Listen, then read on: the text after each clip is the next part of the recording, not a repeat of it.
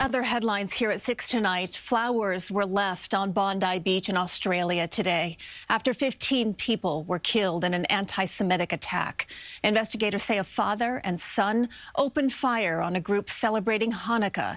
That attack being felt certainly by the Jewish community here in our area on the second night of the holiday. The community vowing to stand strong in the face of hate. And Lisa Rozner is live at a menorah lighting in Lower Manhattan. Lisa?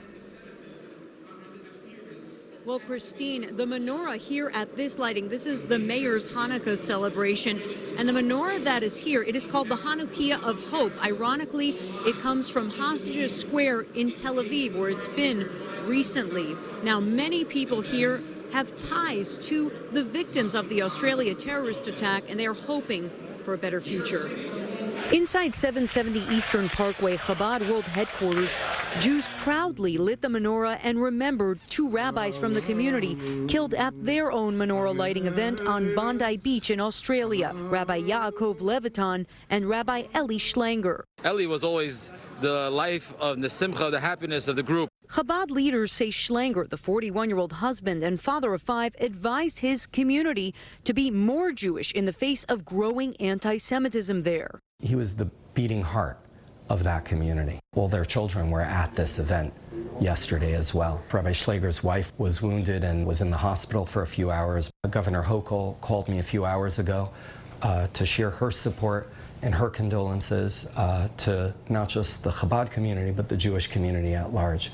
And we were talking about how this is an attack on civilization. The FBI's hate crime data shows there were tens of thousands of anti-Semitic incidents in the last 2 years in the U.S., and it rose 200% from 2023 to 2024. For decades now, people in my field, leaders of Jewish communities in Australia and the United Kingdom, in Canada, and certainly in the United States, have been warning that this discourse that demonizes the Jewish people and Israel and Zionism is reaching the point where words and ideas lead to actions. Through special grants, the United Jewish Appeal and the Community Security Service now offering to provide expanded security for all Hanukkah events across the city. It is a reminder that attacks can happen here.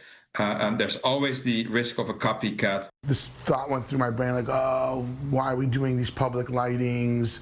You know, does God even want them? But then I was like, no, we have to light even stronger, even more. It's what the world needs. And Christine, he told me that is what Rabbi Schlanger would want. He would want people to show up as Jews even prouder and brighter. Lisa, the folks that are standing behind you, if you've been able to talk to any of them, how are they feeling tonight? Do they feel as though their safety is at risk?